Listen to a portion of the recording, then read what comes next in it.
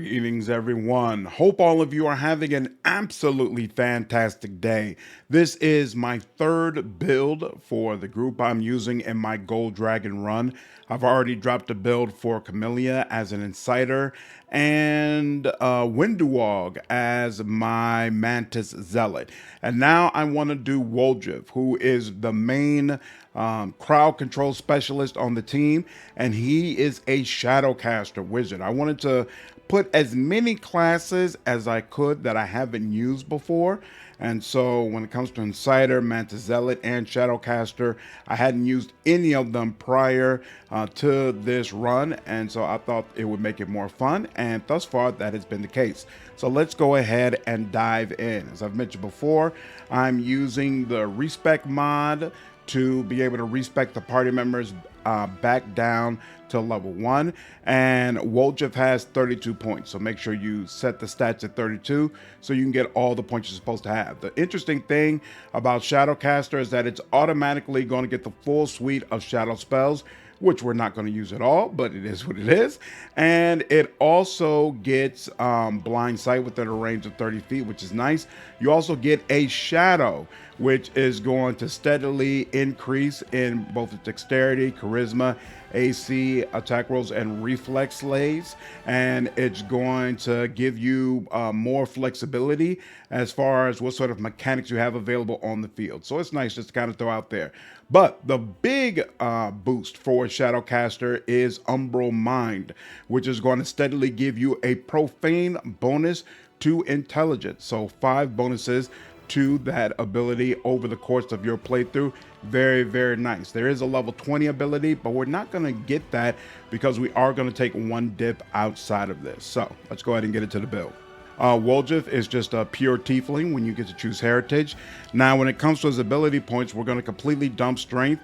We're going to take a 20 in dexterity to get as much initiative as we possibly can, 14 in constitution just to make sure random critical hits don't automatically just obliterate him.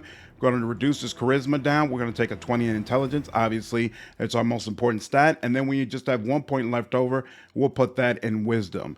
And then when it comes to skills, he wants knowledge arcana, knowledge world, lore nature, lore religion, and we'll go ahead and take perception. So it's going to kind of trade off between having 4 or 5 skill points available. So you're going to focus on the knowledge and lore skills and then just increase perception when you can. Because we're going to get so much intelligence, at some point, we're going to be able to get perception up to the level that these are at, and then we're going to be able to increase one more skill. I would either go with use magic device or stealth, depending on your preference. Now for our first feat, we're going to go ahead and take spell focus, enchantment. Again, he's all about crowd control, so he's going to be using hideous laughter pretty much constantly, and we want as many of these enchantment DCs as we could possibly get. You're also going to get a bonus feat, so you're definitely going to want spell penetration, because with hideous laughter and some of the other spells we're going to be using, we do have to punch through an enemy spell resistance before it can take effect. As far as your specialist school, obviously it's going to be enchantment. You have to choose a couple of opposition schools, which means that you have to use 2 spell slots in order to be able to slot one of these spells. So basically you're not going to want to use them at all. For me, I choose divination, which I have cleric, oracle rather, available who use those type of spells, and Winduwog gets some access to them as well.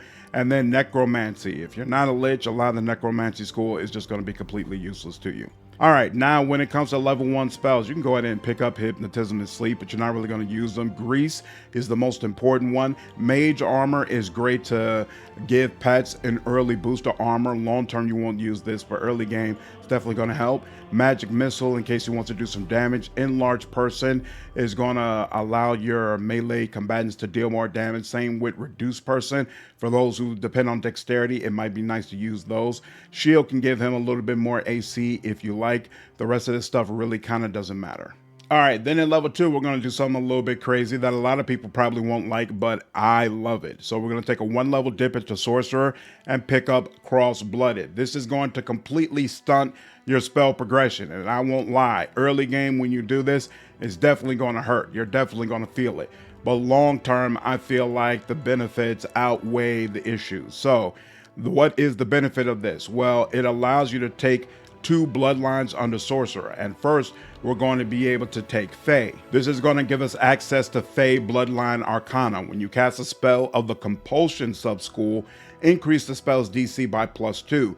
Hideous Laughter is absolutely of that sub-school, so this is going to help to ensure it always successfully hits. And then you're going to be able to take a second bloodline. I like taking Undead Bloodline because that's going to give you the Undead Bloodline Arcana. Some undead are susceptible to your mind-affecting spells. Undead creatures are treated as humanoids for the purpose of determining which spells affect them. You face a lot of undead in the game, and it's super annoying to have your mind-affecting spells render no impact against them. So this is a major bonus that I feel like is worth stunting your early game spell slots in order to go ahead and pick this up. And I think it's best to just go ahead and do it early, get it out the way, and then you don't have to think about it for the rest of the game. What you choose for your level 1 spells here doesn't matter because you're not going to have enough charisma to get any spell slots for sorcerer anyway. All right, now let's look at the rest of the levels. Keep in mind that the extra spells you're supposed to get for your bloodline are based on increasing your levels in cross-blooded. All the rest of my levels are in Shadowcaster, therefore I'm not going to get any of these spells. This is important to note because there might be some spells where I tell you to get them and it might have a thumbs down on it because the game thinks you're going to get it automatically, such as Hideous Laughter, but you're actually not, and you need to manually select it. All right, now moving forward with the levels. At level 3, you're going to go ahead and take Obfuscating Spell, and this is going to make flat-footed opponents take a -2 penalty on saving throws against spells that you cast. Obviously, that's a big deal for you, and it's going to help you really land some of those crowd control abilities. Then at level 5, you're going to take Greater Spell Penetration. Obviously, we need some help being able to penetrate some of the higher spell levels, so this is definitely going to help you. Level 7, we're going to take Meta Magic Heightened Spell. You need this because by far the spell you're going to use the most is Hideous Laughter, and so you need ways to be able to increase its level so that you can get more and more slots of it. You need Meta Magic Persistent Spell because it forces an enemy to roll twice in order to succeed on its saving throw against you, and this is going to again really help to ensure enemies are completely unable to resist Hideous Laughter. Level 11, we get Improved Initiative, and this is going to help ensure that you're one of the first people who is able to act so you can get those crowd control spells out early. These are really all the feats that are necessary to make the build work. So everything after this is kind of just stuff that I wanted, but really these last 4 feats you can put whatever you like.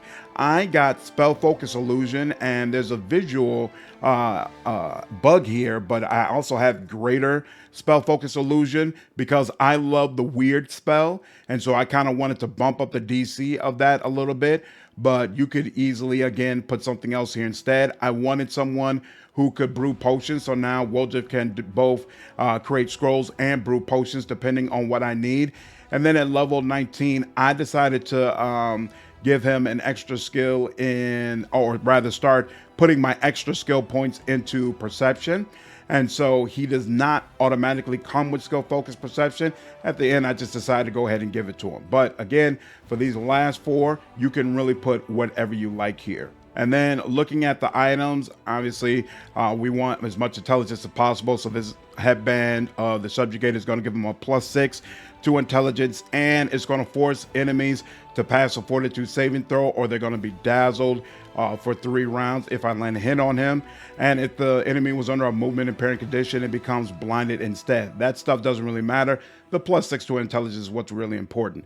For the eyes, I gave him Mind Master Eyes, which gives him a +2 to the DC of enchantment. This is the main reason why I didn't have Woljif serve as the character who really handles my dispel needs. You'll see when I get to the Darren build that he's really the one who handles dispelling enemies when necessary. And that's because I feel like the person who's handling dispelling needs to have this goggles of pure sight so they can take a plus 20 on their next dispel magic attempt and pretty much automatically guarantee that greater magic dispel is going to work. And I really wanted him to be able to focus on getting his enchantment DCs as high as possible. So I had Darren take that role instead. For the cape, this is the Cape of the Mortar. It came with the recent Mortar DLC. So at 18th level, this cape grants a +6 resistance bonus to all saving throws, and it increases by 1 the DC of all the wearer's spells and abilities, in addition to all the previously unlocked benefits. So obviously that's very, very useful for Woljif, and it's why I decided to give it to him. Then for the ring of protection is only +2, so we could get a stronger ring of protection, but it increases the saving throws for spells of the enchantment school by 2, and it also grants him a +2 bonus on saving throws against spells of the enchantment school. So obviously, again, that's really going to help him. The ring, whenever he hits 2 or more enemies with a single spell, it's going to grant him total concealment against ranged attacks for 2 rounds. And when he kills 2 or more enemies with a single spell, which almost never happens until you get to level 9, you could use Weird, obviously, to kill multiple enemies. It's going to grant him total concealment against ranged attacks for the rest of the battle. So that first one, he's going to trigger all the time. That second one, he could trigger regularly by the time he gets to like level 18. And so obviously this is really nice to have. Didn't find good braces for him yet. We'll see if that changes in Act 5. I am using the quarterstaff for the War Mage, which provides yet another +2 bonus to the DC spells that I cast, along with giving him a bonus to caster level checks made to overcome spell resistance. All of that is great stuff.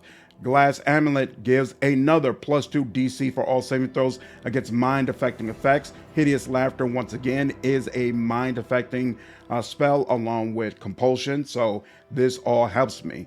The Haramaki +3. I haven't found a better one yet, but I'm only at the beginning of Act 5, so I might get something better later on. Robe of Unspeakable Truth. I actually should go ahead and switch this out. At one point, I was combining it with the glasses, but I should have some better options available. But if I was going to stick with it, it would give me a +2 circumstance bonus to wisdom. That doesn't matter for him. When the glasses are equipped, it gives him a 10-foot aura of fear, but now Darren is using the frightening aura, so we don't really need that anymore as well. And then it has an aura that triggers with charisma. Well, it just doesn't have any charisma, so at some point I'll find some better robes for him to throw on. He's got a belt of physical perfection, and that's just to make sure his strength isn't so low that getting fatigued causes him to not be able to move, and the extra dexterity pumps up his initiative a little bit more, and obviously it's nice giving him some extra constitution as well. The gloves, yet again, add some save DC to the enchantment spells that I cast, and whenever he affects an enemy with a spell for the first time, that enemy is going to suffer a -2 penalty on will saving throws for 3 rounds, which means it's going to be even easier for Woljif to do something else to them if he likes. So he could do Hideous Laughter and then maybe follow up with Weird or something of that sort. And then finally, Boots of Arcane Persistence. When he casts the same spell for the 4th time, and he's going to be casting Hideous Laughter over and over and over again, the next spell becomes Quicken. So he absolutely triggers this all the time. And then, of course, it's important for him to have some Quicken meta magic rods available, and we do have the Covenant of the Inheritor, which gives him a +2 bonus to caster level checks made to overcome spell resistance, and it makes the weapons of his entire team good aligned and count as if they were made of cold iron, all of which is great stuff. If we go to the Mythic Path, obviously the first thing we want to take is Best Jokes, which is going to give us the Hideous Laughter spell and make it, it's not going to give us the Hideous Laughter spell, it's going to make it so that if an enemy fails a saving throw against the Hideous Laughter spell, another random enemy within 30 feet is also going to be targeted by that spell. So basically, you can shut down an entire room with just one casting of the spell. It is amazing. And if it hits, it forces an enemy to basically do nothing. They fall to the ground laughing and are completely open and vulnerable to whatever your allies want to do. Great stuff. Obviously, we need abundant casting, so we have as many spell slots as possible. And then at Mythic level 3, we go right back to improve abundant casting to keep those spell slots going. By Mythic level 4, you're really getting to the point where enemies might be able to resist your spells on a regular basis. So we go ahead and get Spell Penetration Mythic. And then we circle right back, get greater abundant casting, so we have as many spell slots as possible across all 9 levels. For spell Mythic level 6, we get Spell Focus, which is going to increase the DCs for all of your enchantment spells by another 2. 1 for Spell Focus and 1 for Greater Spell Focus. At level 7, there's nothing we actually need. You could get Ascendant Element Fire and make your Hellfire rays better, but there's also a wand that allows you to change the element that Hellfire Ray uses so that it can deal force or something of that sort, so you don't necessarily need that. I just threw on Powerful Shadows. With him being a Shadowcaster, thematically, I felt like it made sense, but you could really put whatever you like. Same here. So at level 8, I actually got Expanded Arsenal Illusion because, again, I love weird. I love being able to use weird competently, and so this was cool for me. But in reality, from a mechanic standpoint, Improved Initiative Mythic is probably the better choice right here, as it's going to help to ensure that Woljif is the very first person who's able to act, and he'll immediately hit an enemy with one of those crowd control spells and just help to keep rooms locked down. So do what you like, and again, for these last 9 and 10, you already have everything that you need, so you can put whatever you like in these last 2 slots. All right, and then going over the spell book, I've already kind of went over level 1, but just to quickly recap, your most important spell is Grease. Absolutely fantastic for crowd control. Mage Armor is also really important to give your pets some extra protection. You could throw in some Magic Missile to do damage, and Reduced Person and Enlarged Person respectively are going to help your dexterity and strength aligned characters. Sleep is another nice enchantment spell that you can use to try to disable enemies if you like. Then at level 2, obviously your most important spell is Hideous Laughter. You're going to be using this the most the entire game. But when you first get to level 2, you're going to want to use Hideous Laughter, but you're also going to want to put on a couple of spell slots of Mirror Image, so you'll be able to protect yourself. Camellia is going to handle Blur, so you don't need to worry about that. Glitter Dust can be nice when you're dealing with enemies who like to use illusion or things that make it hard to hit them. And Scorching Ray is nice if you want to throw out some damage. Then at level 3, no question, the most important spell is Haste. You see, I just fill up all the slots with Haste. I don't even have Hideous Laughter here. You don't want to do anything that interrupts having more haste when you need it. You do want protection from Arrow's Communal on all of your characters. I have Winduog with Resist Energy Communal, so I don't need Woljif to cast it, but it's here in case I do end up needing it. You automatically get Displacement. I have Dispel Magic just sitting here, but again, I never use it for Dispel. That's really Darren's job. Level 4 is when you really get to be able to raise up Hideous Laughter and fill out all your slots with it. So Meta Magic Persistent Spell is going to add 2 levels to Hideous Laughter. So I took the level 2 version up to level 4. So now they've got to pass that save twice. And I wanted 1 casting of Protection from Energy. And then when you first get to level 4, you're going to put in a few castings of Phantasmal Killer. That'll be a nice way, instead of dealing damage, attempt to just wipe out an enemy. But as you get higher levels, you're gonna not want to use this anyway. So long term, I have all of them with just Hideous Laughter, and then that makes it easier for me to just shut down a room of at least the low level enemies if the bosses don't get hit by a DC that's lower than what we would get at level 7 or level 8. Then at level 5, once again, increase Hideous Laughter up to here. You're going to want 3 castings of Animal Growth so you can increase the size of all of your pets. You're going to want Stone Skin Communal so that you can get protection for all of the party. And Echolocation is going to ensure that Woljif can see all of the enemies that are around him. Mind Fog is also a really nice way to lower the wisdom checks on enemies. So it can be a great way to make up for Weird having less DC than your enchantment spells would. You could throw out Mind Fog first, then try to use Weird to wipe out a room. So very nice combo, potentially. At level 6, I only have one casting of Hideous Laughter here because I really fill it up with Hellfire Ray. This is the main way if I just want to be able to deal damage, I would use that. When you first get to level 6, what you're going to have to focus on is Heroism Greater because Camellia won't have enough slots for that spell to buff all the party members that you need to. So both of them are going to have to work together to ensure that all the parties have this spell. But long term, she'll be able to handle it on her own, and then you can just fill up the slots with whatever you like. Then at level 7, once again, I'm going to have some Hideous Laughter, but that's when we get Legendary Proportions. Woljif is the only person on my team who has access to Legendary Proportions. I need 3 for all of my pets, 1 for Davrin, 1 for Sela, and then 1 for Windowall. So I'm casting it 6 times for every after every rest, which also means you need a lot of dinosaur bones. So make sure you're buying plenty of those. You really, really want to have the bones because if you use the scrolls, trying to cast it for 6 people one at a time is going to be such a pain. So when you come back in Act 5, the cleric, Arsino, I believe her name is, she's going to have like, I think 60 bones, and I just bought all of them. You should have plenty of money, especially if you're doing Treasure of the Midnight Isle. So that's why I'm using Legendary Person. And then when you first get to this level, you're definitely going to want to use Ice Body. And then long term, I switch Ice Body for something else and then fill out the rest of the stacks with Hideous Laughter.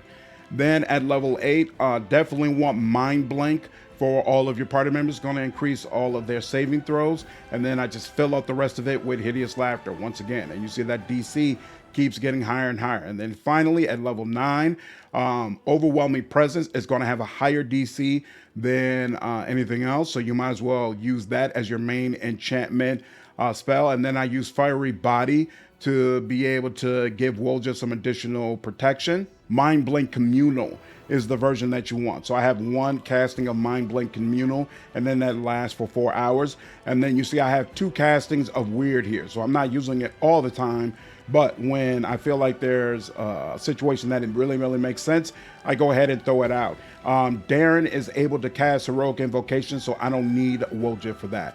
And all that together gives Woljif all of the crowd control flexibility that I need. All right, so now we're in a combat situation. I could use Overwhelming Presence, which has a DC of 50, but you know what? Let's just go ahead and with Hideous Laughter and see what happens.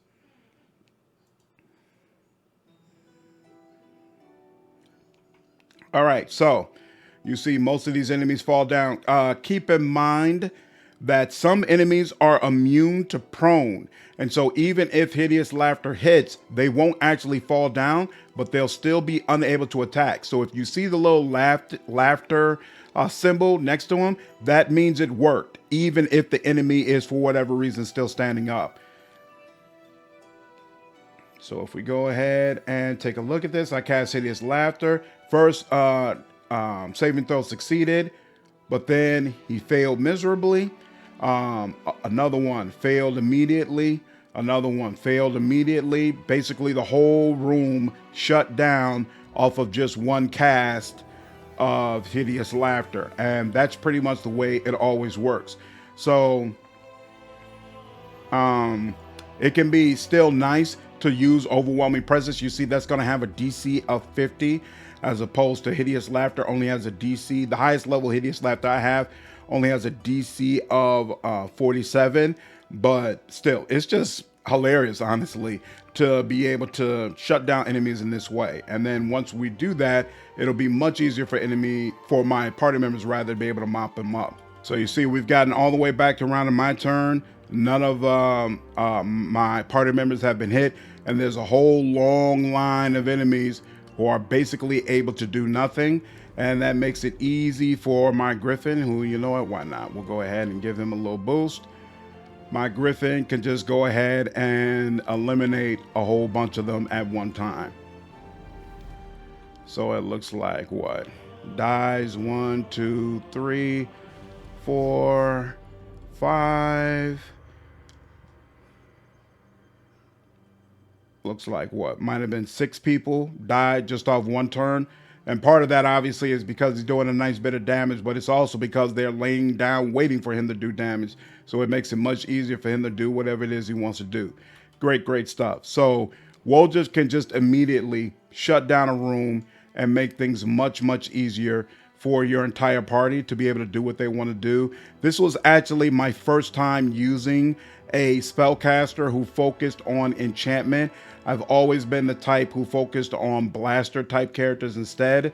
And I gotta admit, it's been really eye-opening what I've been missing out on.